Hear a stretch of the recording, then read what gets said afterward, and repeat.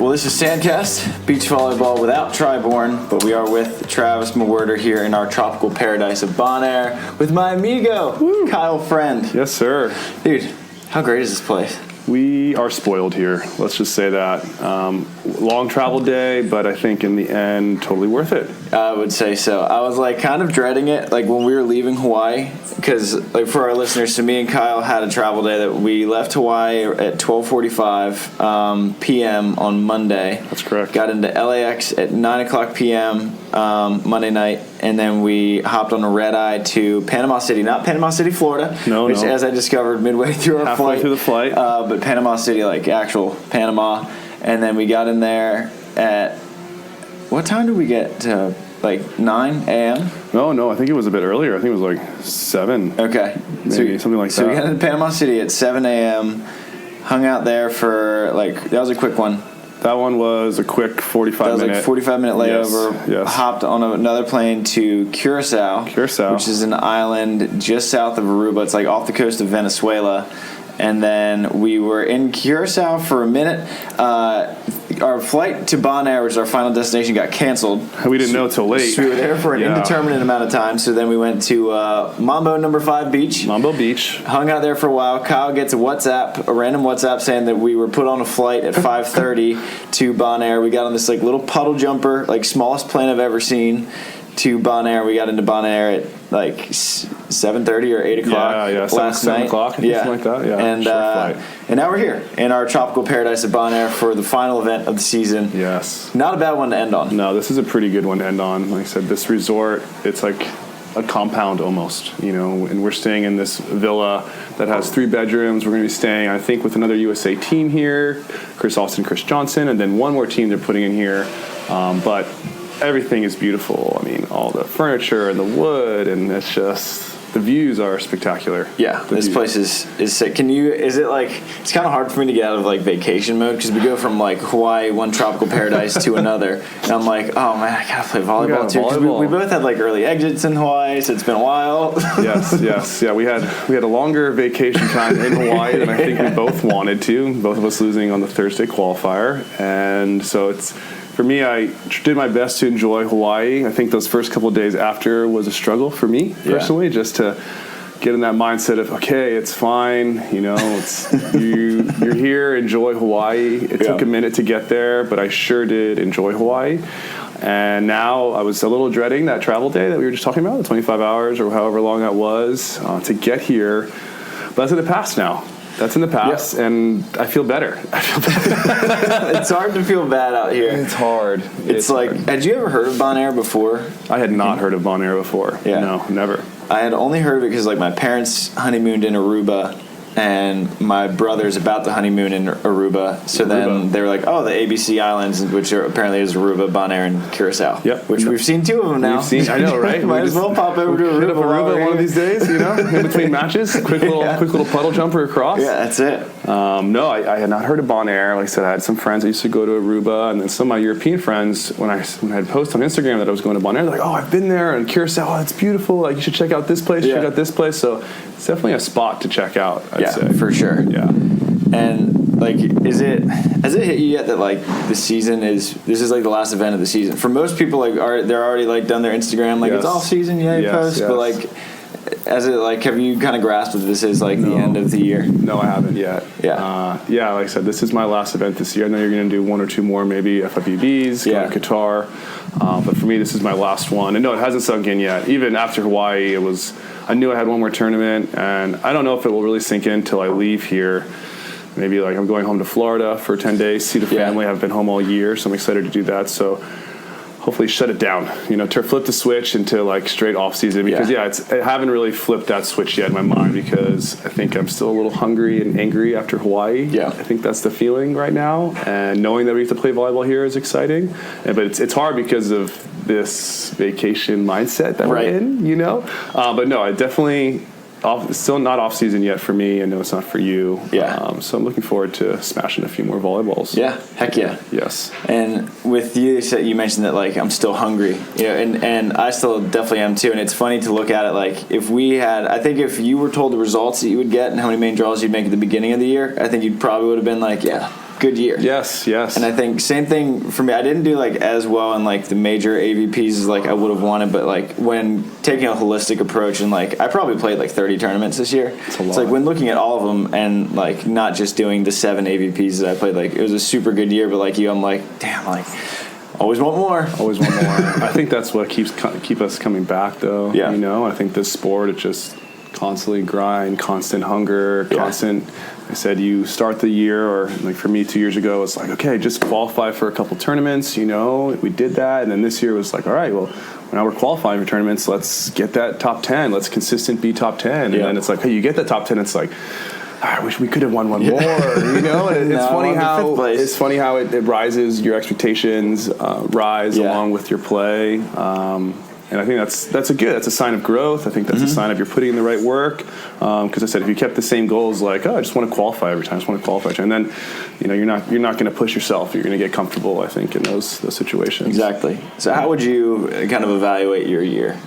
Like, would you say good year, solid year, a little left on the table? Yeah, I think a solid year for me. I think a little bit left on the table. I know I qualified in almost every tournament that I played in with Duncan, which was great. And as my first year as a defender, not bad. Like I said, we got a top 10 in Austin. We made it into Manhattan and Chicago and Seattle. And so we had some good finishes, definitely wanted some more. But for me, it was, okay, what am I going to learn every tournament, every match, playing defense, And I think it slowly got better, just evaluating the game, and the chess game and the in-game decision-making slowly increased. As a blocker, you have control in a sense of you can put this great block and you can take these angles, but as an attacker, it's like, oh, well, I see you there, I'm going to shoot it over you. And then it's defense, it's like, oh, that's my job, So I feel like there's a little bit more weight carried as a defender. And I think for me, at the beginning of the year, from where I am now to the beginning of the year, my knowledge as a defender has increased dramatically. Yeah. Just the feeling of what it looks like on a cut shot, or the positioning. And so for me, evaluating my year, yes, I want more. I wanted to qualify in Hawaii. I wanted to qualify in Hermosa. But I know moments of greatness in my mind of defense for me, which is exciting, knowing that I think I'm taking the right steps. I'm in the right position for me personally as a defender. Yeah. And so I think for a first year defender, I'm very happy. Yeah. I'm very happy. What made you want to make that switch? Because like I feel like whenever somebody asks me of like, oh, are you going to play defense? Because like on the smaller side as a blocker, but I'm like, even as a small blocker, I like get picked up by guys that I really shouldn't be because like supply and demand. So why would you like reverse that for yourself to go play defense? No, it's funny. That's a good question. I think when I first started to play beach, my mindset was I'm going to be a defender. Yeah. I was an outside hitter in college. I played some libero professionally in some tournaments. I was really good passing the ball. That's what I did well. And at 6'4", I'm not the biggest blocker, know, and I'm like in that in-between stage. But I was planning on playing defense, and then when me and Miles Mogotatia got together, it was like, well, we have something good going. We can run some fast offense. We're good ball control. Like, I'll just block. We'll just do it. And we found some success for 2 years. And like you said, I think supply and demand. Yep. So I was like, well, I can fill this role as a blocker until we get to these 7th place matches, 9th place matches where these guys are 6'7", 6'8", and I'm not quite as effective anymore. So I think mindset going into beach was I want to be a defender. But I think the learning curve and the supply and demand put me as a blocker. And I think it was only a matter of time until I could find a blocker for myself. Right. I think it was important for me to just get out in the sand and get reps. Right. Because no one knew who I was probably on the beach, Yeah. So you just go out there and you're like, I'm a defender and I need a great blocker. It's like, it doesn't work like that. So starting out as a blocker, I was just happy to get on the sand, and we were effective, and so I knew at some point there would be a switch. And when me and Miles split after 2 years, it was like, hey, let's get some blockers. Let's help each other out because we're both defenders. Yeah. So for me, I'm a defender, without a doubt. Like that's where I belong in my mind. Nice. So yeah, it's been awesome. Yeah, and you've had I feel like a lot of people who make that switch or try to.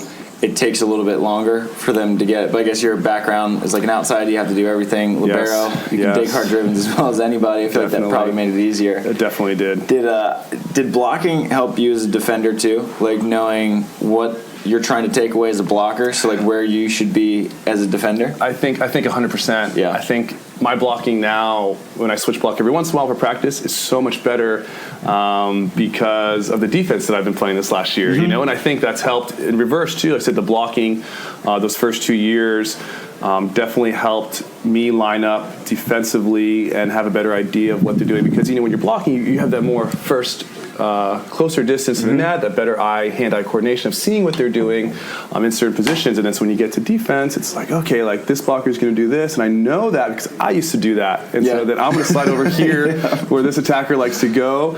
So I think it for sure helps. And like I said, anytime if we're doing practice, like switch blocking is still fun for me because it just makes you work on something a little bit different, and you see the game a little bit different. Like you said, I think now that I've been playing defense, blocking is easier. Blocking is easier. So, I mean, what about you? You've done some back row a little bit here and there. I do. Every now and then we'll split block. I think every time that you end up at the net when we're playing together, you get a block though. So I don't have to do anything. This is true. I play the best defense ever. We score every time. But whenever I get stuck back there, I tell this to Delaney all the time. Like, I don't know where to stand or like what to do with my hands. I don't know if like to have them up like I'm about to catch a basketball, or like to have them down to pass the ball. And like I'm sitting there as like thinking about it, like as they're swinging, and I'm like, oh god, where? And then like the shot's down. I'm like, should probably just go get the ball.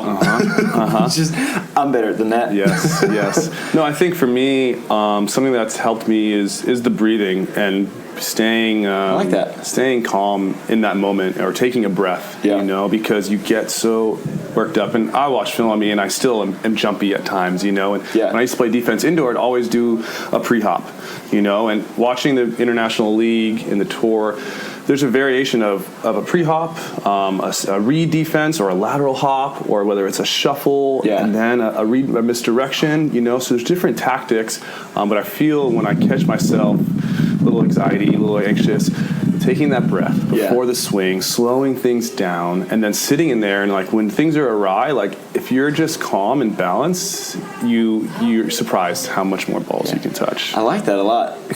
So I think Taylor does a little pre-hop. I think April sometimes. Okay. I think all the time. Have you like settled into one thing that you like, or is it kind of feel where you're like, okay, now I'm feeling the pre-hop, now I'm feeling the shuffle, now I'm just gonna like hang out and like? Yeah, I think it depends on who I'm playing. Okay. Because I know some defenders, if we're serving a team and they have a smaller guy and they're going to shoot a lot, I tend to maybe read more. And sit in a more neutral position, waiting for more shots. Or if there's a banger out there, maybe sit somewhere they don't see me, and then side hop into that angle, be like, oh, there's an angle, and then really no, there's not angle there. But I think when the hitters are hitting more, I tend to pre-hop a bit. Okay.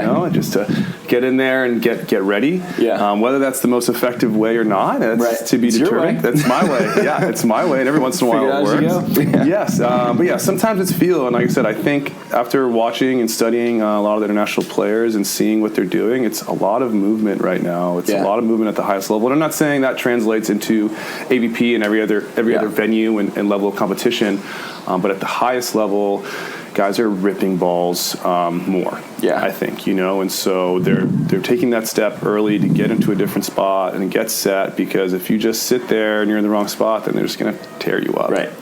So, is there a guy you like watching film on, like when anybody else? Because I think from watching, I watch like a ton of YouTube and everything. I think that you play a lot like Clemens Vickler.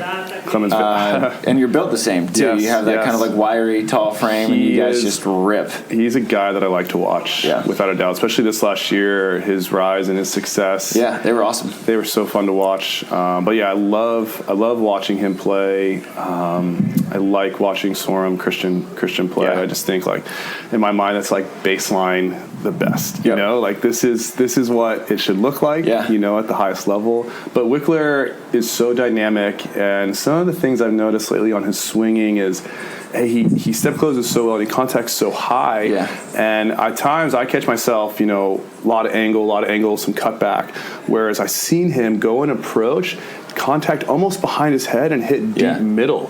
But purposely not keeping it here, but waiting, keeping it here, and then finding that deep middle, because blockers are diving this way, That's something I'm trying to work on more, is like if you can hit the middle high like he does, like, and it lands in the court, like, you're going to score a ton of points. Yeah. You're going to score a ton of points. But, yeah, I really do enjoy watching him especially play. like that deep middle, especially like going against goons like Stoyanovsky, huge. Like that's like the only available thing. Sometimes. Because when you try to hit those sharp angles, like you get really low, and like when you have a monster like Stoyanovsky, it's just like, oh, thank you. Right. You know, it's hard to block balls, and if you hit them high and hard off some hands, like they're not going to always go in the court, you know, and you're going to find some success, I think. You know, you're going to find a ton of success. And that's what Brian Cook did to me about 42 times.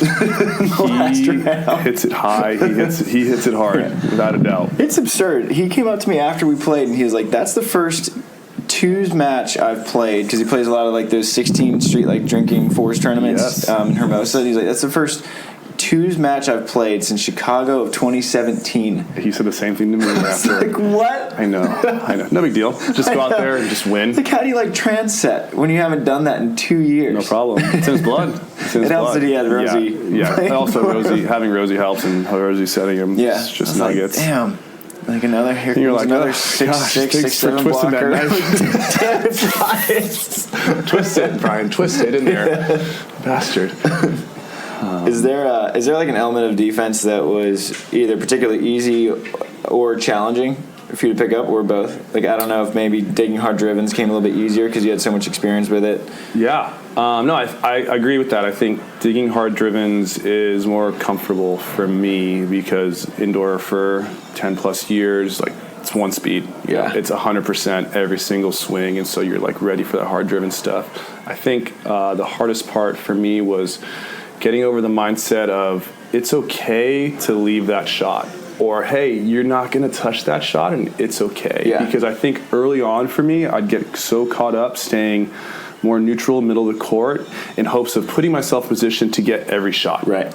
And then I wouldn't get any shots. Yeah. And that's you don't want to do that. So I think I've gotten better at, hey, like, I'm just going to give up that cut, you know, or I'm going to hedge that cut and just be like, okay, I'm going to leave that. If he hits one of those, you know, one out of every four, okay, good shot for him. That's Congrats. Okay. I'm going to give him that shot.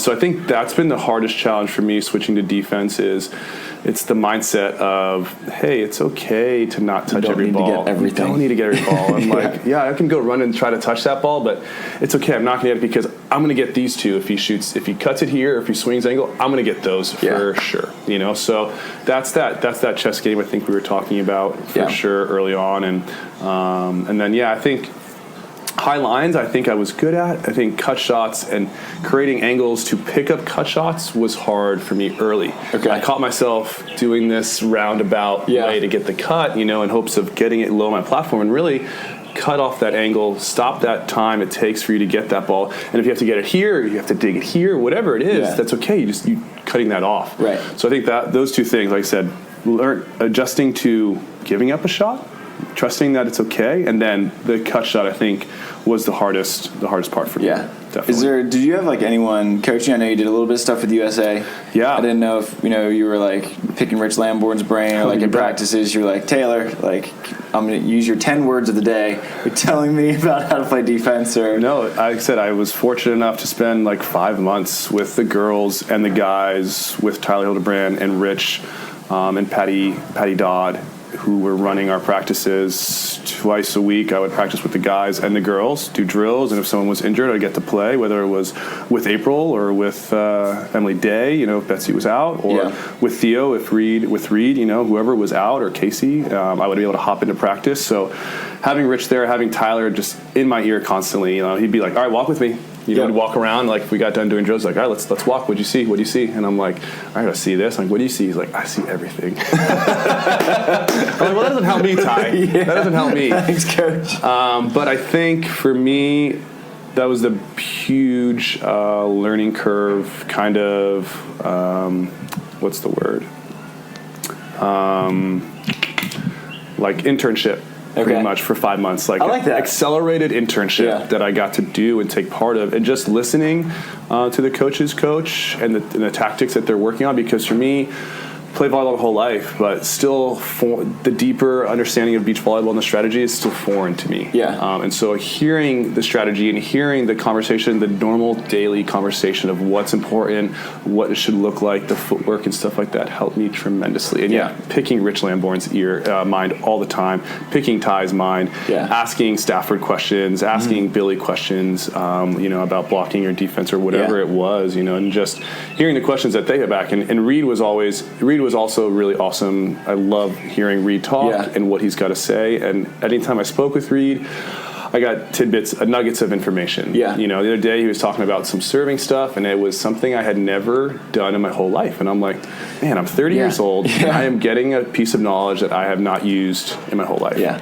And the awesome thing about talking to like Reed is that like he's not only going to give you information, but he'll give you like the numbers to back it up. He'll be like, I stand here because 67% of the time I will touch a ball in this spot, but 40% of the time I'll touch it over here. And like he has like all the data and everything. He's like super logical, which is different. Like when I talk to Try about blocking, he's just like, you just feel it, bro. I'm like, Try, I don't know how to feel. Like my hands are going here. He's just like, nah, he's like talking about like it's surfing. You just gotta like feel the wave. You just gotta feel it. Must be nice, Try. Must be nice. I don't have the baby court feel that he does. So it's nice talking to a guy. And Stafford too is like really logical about like, well, I put my hands here for that. And yes. It's awesome resource. That's what I love about the beach community in general, because like everybody is willing to help everybody, especially like kind of the younger guys who are like coming up. Because like Stafford will always like shoot me texts like about like when we're on NORCECAs and stuff and be like, dude, like good luck and all this. And like Rosie came up to me after a match in Hawaii and was like giving me advice. He's like, you should have served me earlier because like Brian's ridiculous. And I love having the resources. Yeah, like that. I think we're fortunate to, like I said, the guys we play against and compete against are also people we enjoy spending time with and are there to help grow the game and grow the sport and are okay with sharing knowledge with you because it's out there, it's available, but they know it's putting into a good place. I think challenging, and then the devil's advocate point of that is when we're doing these USA trainings with the top teams, like I said, it was all the Olympic qualification teams for the men and women, and I know some of the teams and players didn't always love competing every single day against these teams. You have to beat. You have to beat. And granted, the hard part is, okay, we're USA as a whole, we're USA as a team, but yet again, we are going to take a quick second to pause for a commercial break from our sponsors who keep the show moving forward as always, as do you, the listeners. You guys are by far the most important part of this show. Just wanted to give a huge thank you to everyone who always says hi at the beach and says thanks for the show, thanks for all the information for putting it out. And honestly, I almost feel bad taking gratitude and thanks because it's just a blast. It's an absolute blast for me and Try to just talk volley, and it's an absolute blast to know that you guys are listening. So a huge thank you to you guys, the listeners. You are the reason that we do the show in the first place and the reason that it keeps going on. Another big reason is the fact that you are still supporting our sponsors. One of our favorites, obviously, the ball maker of them all, Wilson Volleyball. The AVP plays with it. The CBVA plays with it. The college girls play with it. Everyone plays with Wilson Volleyball except for the FIVB who uses them in Costa. But we're not going to worry about that for now because for now, it's the end of AVP season, which means that your balls are probably a little bit beat up and that you probably need some replacements. So order some at wilsonvolleyball.com and use our discount code WilsonSand for 20% off. All right, that'll get you a bunch of new volleyballs that you'll need heading into the off season at the end of season here as it winds down. Our next sponsor. Now, all the beach players listen to this. You need something to do with all your prize money. Might as well go over to Pacific Coast Wealth Management. Hit up our guys over there. They can help you out with a retirement portfolio. They can put your money in all the right spots. They're great guys. They know beach volleyball. They're the ones who help put on the Laguna Beach Open. So hit up our guys at Pacific Coast Wealth Management and talk to them about your finances today. And last but certainly not least of our sponsors, we have Firefly Recovery. And God bless those guys at Firefly because they are the only reason that my knees are still intact at this point in the season. Travel, it isn't just a pain to travel anymore. You can actually recover while you travel. You can just strap them on your knees and it moves the blood flow around. So when you step off the plane, you're not all stiff and you don't need a full day or two to get ready to play. You are just ready to rock and roll as soon as you step off the plane. If you are an office worker, you can slap those things on while you're in the office and it'll go. I've gotten a lot of messages about Firefly and how great they are. So give them a try today at Firefly Recovery. And now, back to the show. Throughout this year, I have to compete against that person. And so the more reps I play against this person, the more reps they see me struggle with or have success with, the greater their knowledge of my game becomes. Or maybe it's someone who's had years of experience, say April, who's got the bigger tool belt than some of these younger girls, maybe Sarah Sponsel. And so, she's got all these tips and tricks that she has and doesn't maybe want to give away all of her secrets. Right. So the less reps she plays against those girls, the better off she is, you know, because I have to go to the Olympics, and I'm the one who needs to make it to the Olympics, and we have to compete against each other. And so I think that was a hard part for some people in that program. And I think when Reed came in, he had a different mindset because he had team mindset, team growth. USA for 4 different Olympics, throughout the year, team mindset. And so he was always like, how can we help each other be the best we can be? And he's like, if I can't go to the Olympics, I want our next best team to be so good that they take our spot because they're so dang good, and they get a medal in the Olympics, And I think that is hard to grasp for some of the top teams. That's what, when we had Reed on the podcast, he was talking about that. 'Cause he was like, when I first started going out there, I was like, well, how can we kind of grow as a team? And he's still super frustrated by it because it's so foreign to him, having played 4 quads indoor where you're it is a team thing. But even he was just once I started touring, I got it. I understood that you just can't you can't help each other all that much. And he's like, you're trying to take that guy's spot.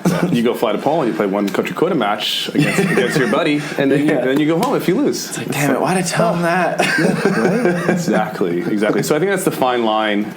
But again, I think it's the balance, and I love Reed's mindset, and is hey, USA as a whole needs to be great. Yeah. So whatever that takes, and however much I can help that, if it doesn't actually put me in that Olympic position, I still want USA to be the best. Yeah. So that's pretty cool. Yeah. Which is a super cool mindset to have. It's a great mindset. Yeah. It's a great mindset to have. And when you started playing defense and you're working with the USA program, but you mentioned that you can't just be hey, I'm a defender now, top tier blockers come get me, but you did get a really good blocker in Duncan. I did. How did that partnership come about for him? Because he wasn't living in California at the time. Yes. And I don't recall you guys playing against each other really. No. So how did that come about? We never did. And the funny thing is, Duncan and I went to the same school, Long Beach State, but we didn't overlap at all. Yeah. So I've played alumni matches with Duncan, and I've always known who Duncan was. But when I was looking for a partner this half season, when I split with Miles, I was like, all right, we both need blockers. We should go find a blocker. I was thinking about who was around, in California who I could play with, and Duncan didn't even cross my mind because I just assumed, he was either in Utah, living and maybe playing a few tournaments because he only did a couple the previous year. He didn't do all of them, and so it wasn't even a thought in my mind until one of my buddies was talking to a friend in Hermosa at the bar, and he was like, I'm looking for a partner, Kyle trying to find a partner. And then the guy he was talking to was like, I'm trying to find a partner for Duncan, and he was like, what, let's go. And then my buddy texted me, he's like, you need to call Duncan right now. Yeah. I'm like, okay, cool, I'll give Duncan a call. And then I didn't know he was moving back, and that was the thing. So he's moving back to California, and I was like, hey, let's go out and hit some practices. Let's try it out. And it was nice because Duncan's a big physical guy. Yeah. 6'7", he sides out better than most people, without a doubt. And so it was nice to have that. That's what I wanted. I wanted someone who was big, would be up the net, who can put up a huge block and help my learning curve, for sure. And Duncan had points, and he had years of experience. Yeah. And like I said, Long Beach State culture, mindset, we spoke very similar languages, and so I think that helped smooth out the transition for us to compete with each other. Yeah.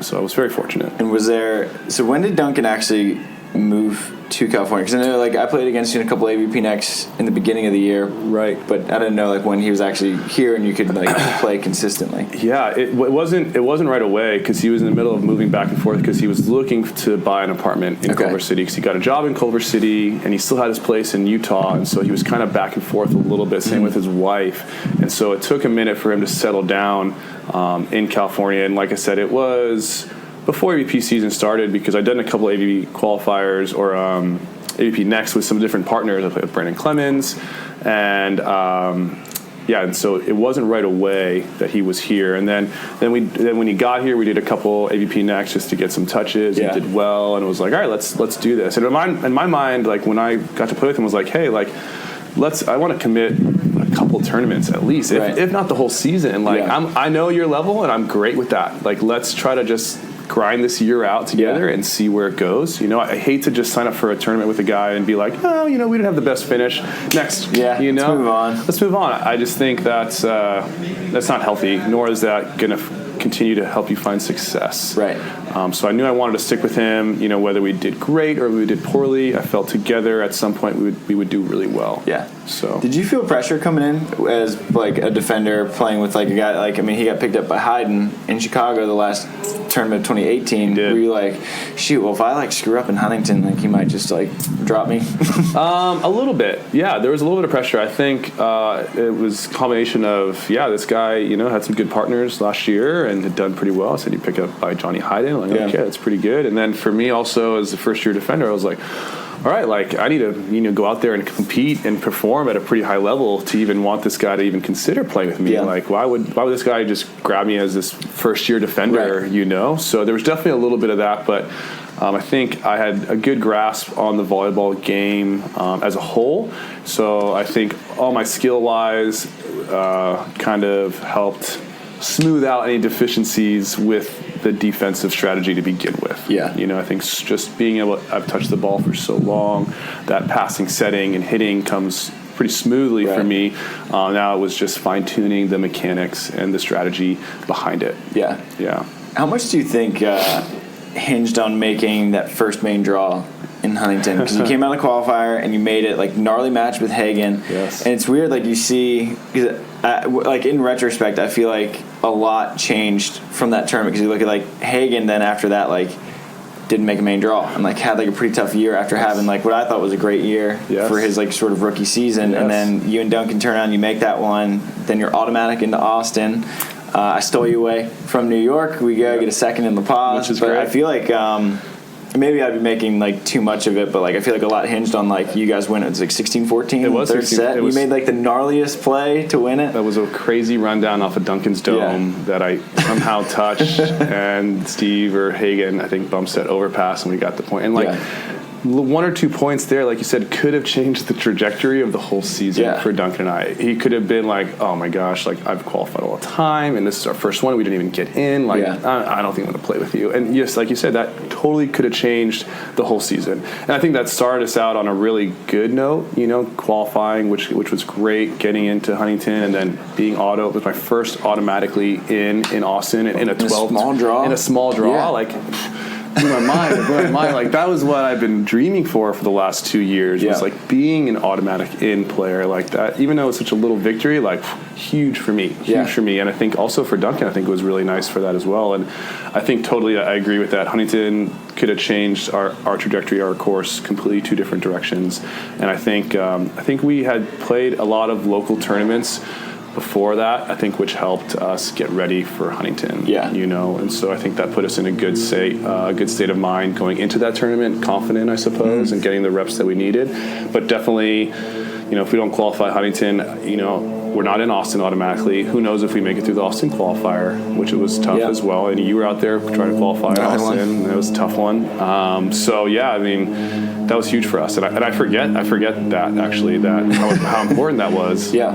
Without a doubt, because who knows what this end of the season would have looked like. And then you went out, you won your first main draw match, and then what I think even bigger than winning that first main draw match, which I think was against Rafi and Topple. That's right. And sorry, I have BVB, just unbelievable. It puts itself in there. And then you took Jake and Tay to 3. Yes. And nearly took them down in 2. Yeah. From what I remember, 22-20. Yes. And it's how big is it just to even push a top team like that to 3 in your first major tournament as a defender, being I can compete with literally the best in the world. They just took 4th at the World Tour Finals. Yes. Yeah, no.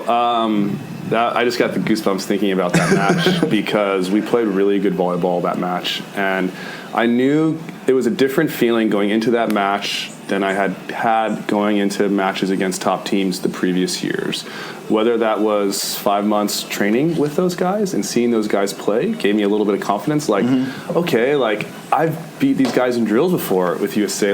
I know these guys. This is just another match, you know? And I think that just came with experience, and that helped me tremendously. But yeah, I think that match, even though we lost, we almost beat them in 2, and we played really well. And I was okay, there's no more restrictions on our ceiling in my mind. When I was a blocker, in my mind, I had a bit of a ceiling or limits, I suppose, due to my height and physical ability.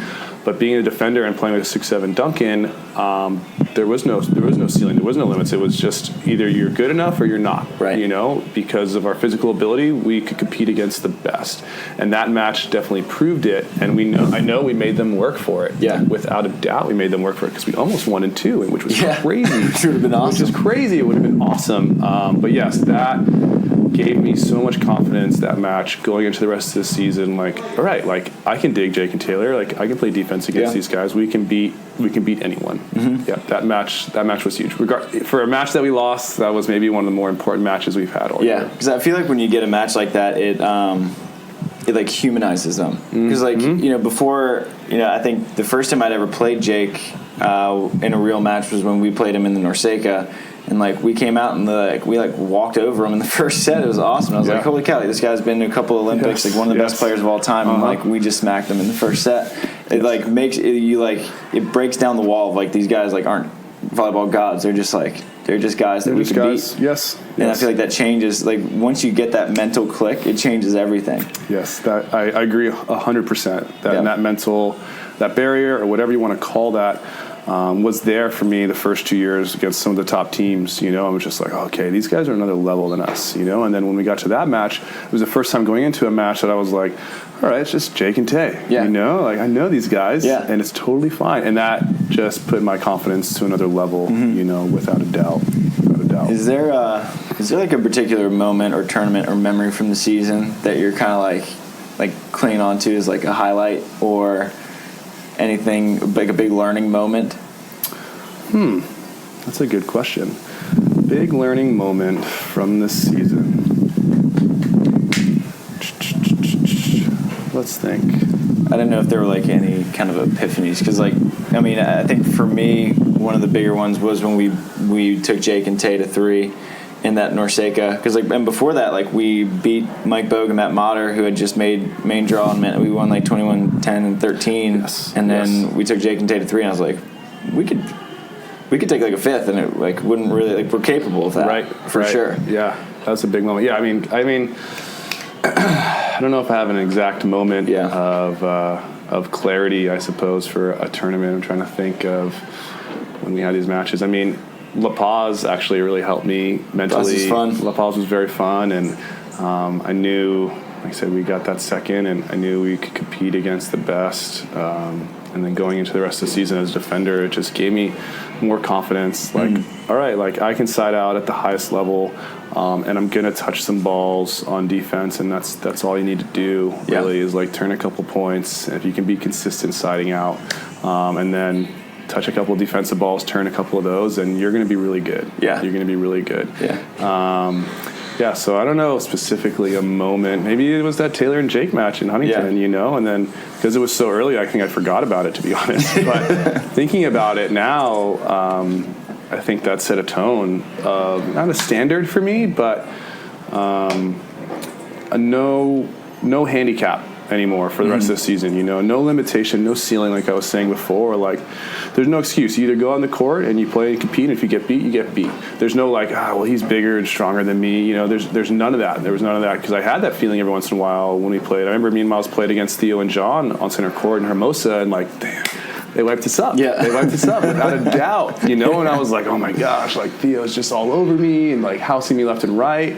And I felt like I was at a disadvantage. I felt like I never felt that never felt that at any point this year. Yeah. Being at a disadvantage before stepping on the court. And I think that is what was awesome about this season. Was, okay, I'm a defender and I'm going to go out there and I can compete and dig the best. Yeah. No problem. I think it's one of the funnest parts for me is like watch, like, I don't want to call it like our generation, but like kind of our crew that's sort of like we started out at sort of the same level. Yes. Kind of climbing up into the main draw, and then it's fun to like, I'm like always rooting for like our crew of like practice guys and like our Huntington and CDM crew. Yes. It's fun to see, because then like, you know, we had good finishes in tournaments, but we're also, I think even more important is like we're getting into practice groups with the Staffords and Billies, and like last year, you know, Mayers and like Jake and Tay.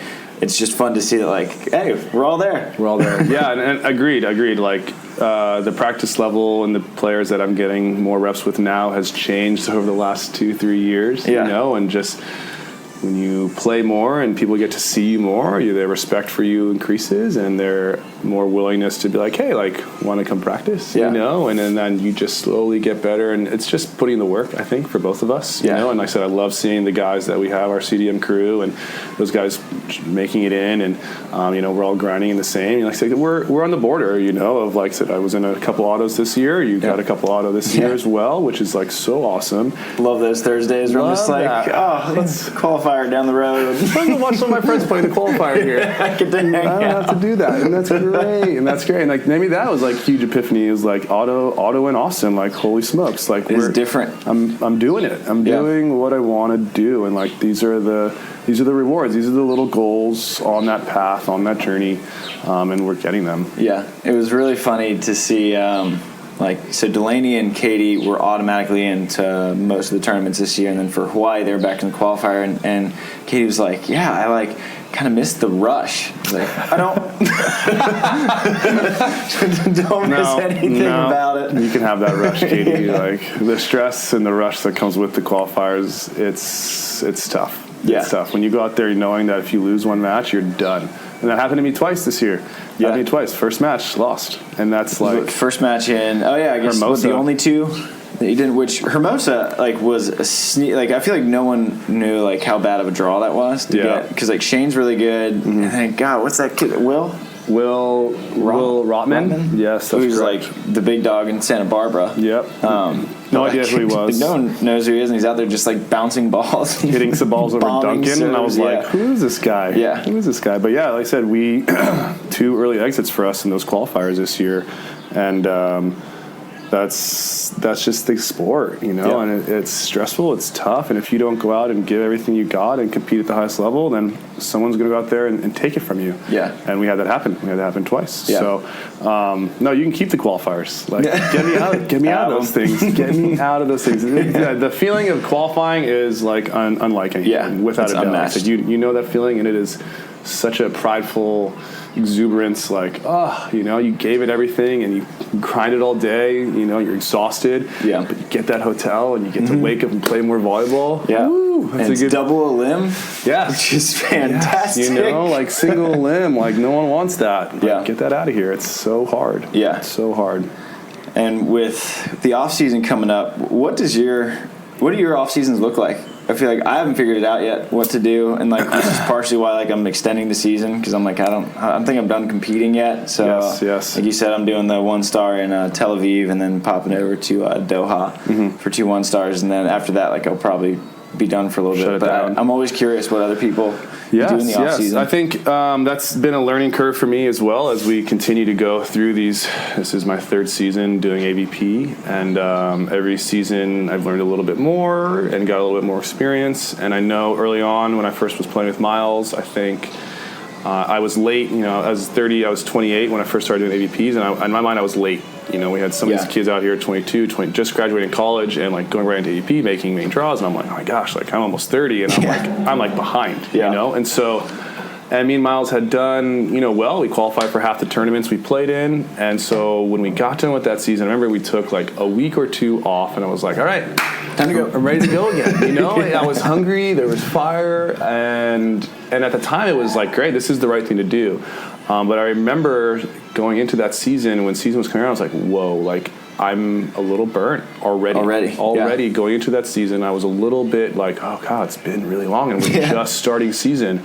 And it, not that I was physically stressed or in pain, it was the mental part for me. And I think that's part of the learning curve, I think, is knowing that, hey, like your mind and your muscle memory, your mind needs a little bit of that rest, I think, just so it can reset. And so last season, I definitely took like 2 months off of volleyball. And sure, I went out and played every once in a while, but it wasn't anything serious or super competitive. And I think that helped me big time because I didn't get as burned out. And I know going into this off season, I love volleyball, and I can play 6 days a week. I will be doing that for the rest of my life until I can, and that's okay. I love it, but I know I need to force myself to take some time off for my success as a player in the season.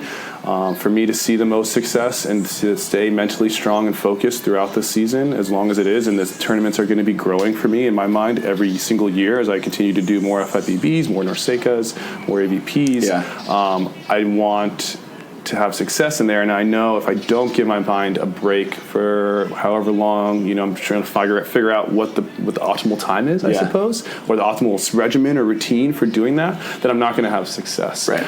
So I think that's, for me, is forcing myself to shut it down, flip the switch, turn it off for a little bit, and know that it's okay and that there's plenty of time to get practice and reps before the season starts.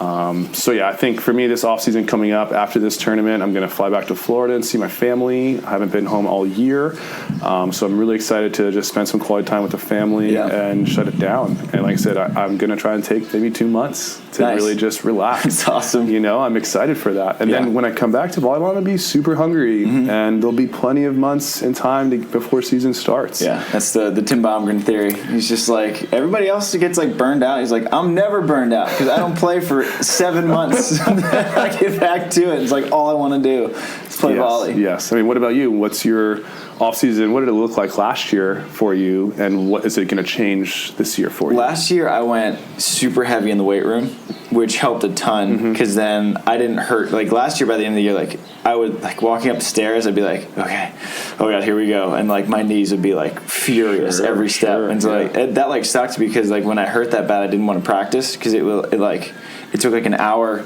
for things to stop hurting, and then afterwards I get super sore, like my knees and joints and everything was like broken. So I'll probably do a lot more. I think I'll probably do 3 months of no jump practices. I'm not gonna like get away from volleyball. That sounds fun. So I'll just do like November, December, and January. I probably just won't jump and do like just passing, setting, and then like hitting little sunset shots with Katie and Delaney, which has like been our thing, which has been great. Yes. And then I'll start lifting a lot and getting strong again. Yeah. No, I like that. How much does it help having April living with her, and you're like, April, what are you doing the off season? What are we doing? She's a great, an awesome, unbelievable resource to have, because like I was talking about, like these 3 years I've learned a little bit about the off season. She's been doing it for 20 years, so she has it dialed in. She's got the bank. She's got it freaking dialed in up here of what it takes, what she needs to do for her. And everyone's different, of course. But no, I mean, whether I'm asking her questions about volleyball or just observing her daily routine, I'm learning. Learning, okay, she's going to do this. She did a ton of hot yoga before Hawaii to kind of get ready for that heat. And I was like, good idea. That's so smart, April. Like, that's awesome. I'm going to definitely do that. But no, I know April's huge on lifting. She thinks it's so important, and I couldn't agree more. And she thinks like more girls need to get in the weight room to get that power, because I think April is a powerful player on the sand, like one of the most powerful players. And I think it's due to her regimen and her lifting routine, and like I've been fortunate enough to be in the USA weight room this year, and my lifts have turned into 2-hour lifts, and I love it. And it's a 40-minute warm-up, and then I lift for like an hour and 30, whatever it is, and I'm the strongest I've ever been. I'm in the best shape I've been in my life, and I think it's definitely due to that. But yeah, April's got a wealth of knowledge, just experience in these things that we learn every single season, just a little bit. She's been learning a little bit for 20 seasons, or whatever it is. And so her Bible full of information is lengthy and depth and full of depth. And so anytime I can draw from that or pick her brain, because I talk volleyball all night, she gonna have to shut me off at times. We're like, okay, we need a break. That's why I like you. Just nerd out all day. Super nerd. Love watching. Like I'll go watch all my friends. I go out of the qualifier. I'll go watch volleyball all the rest of the tournament because I love it. But yeah, April, it's nice to have that resource. And she's willing to share it, maybe because I don't have to compete against her, maybe also, but also whenever I can go to her practices, if, hey, we need a blocker today, can you come out? And like, yes, sign me up. Sure can. Come watch you play and listen to Jen Kessie give you knowledge, and Maurice or whoever else they're working with. Like, it's great. Like Fiapo, when they come to train with them, like, speak to me, Fiapo. Like, drink this in. Teach me. I'm a sponge. What was that? What did you say again? Okay, yeah, great. I want that. Like, that's awesome. Sign me up for that. Because like not everyone is fortunate enough to be friends or live with April, or like be opportunities to get to go to practices like that. So taking advantage of that for sure. What's I don't want to hold us too much longer because we do have this tropical island to explore. Getting some mopeds today, yes, and we are. doing some exploration. But what's like the future goals look like for you? I mean, obviously we're out here doing NORCECA, so I'd assume that some international stuff is probably in the thoughts coming up. But like, have you thought about what next year, what you want that to look like, or where you're headed? Yeah, that's a great question. It's continuing to do more international events, get more points, get my feet wet in some more of these stops, and compete against some of these other top teams. And then in AVP, be consistently top 10. Make a Sunday maybe, get a top 5 finish would be awesome. But yeah, consistently top 10. And then just my growth as a defender and just getting more confident and knowing and learning, continuing to accelerate my learning curve. And this off season is going to be a lot of film, I think, for me, because more so than when I was blocking the first 2 years, I don't think I watched enough film. Yeah. And I think watching film is huge. Yeah. I think it's huge. I think it's awesome to see, visualize, and see what these players are doing, what you're doing, and to continue to add on to that and grow. So yeah, more national events, maybe some 2-stars, maybe sneak into a 3-star, who knows? Yeah. Because I continuing to get these points, and I hope that the number of tournaments I play grows every season, I think, is a good way to look at it. Yeah. Yeah. Love it. All right, well, I'll ask you the last question. We ask all of our guests, and then we'll get our mopeds or go out to practice, whatever we want to do here. If you had to give one piece of advice to an up-and-coming beach volleyball player, what would that piece of advice be? One piece of advice. My piece of advice would be to, before every practice, ask yourself, what are you working on today? Because I think it's easy to fall into, okay, we're going to go out there and practice, and we're going to go play. And then when you get done, you're like, okay, like I think I did this well, I think I did this well, but like what was your focus before that practice started? And did you move the needle 1% that day in that area that you're working on? So I think practicing is awesome and getting reps is awesome, but purposeful, mindful reps and purposeful practice is even deeper. Yeah. And you get a deeper learning and rep system when you're doing that. So ask yourself every day before you go on the next day, like, what's my goal today? Yeah. I love it. Yeah. And have you ever found yourself, because I do that a lot, but then midway through practice I'll be like, shoot, like I am sucking at this. I need to change my focus to this. So all right, my focus is on passing. Then on the rare day that my passing's on, I'll be like, damn it, like my blocking has been shit. Yes.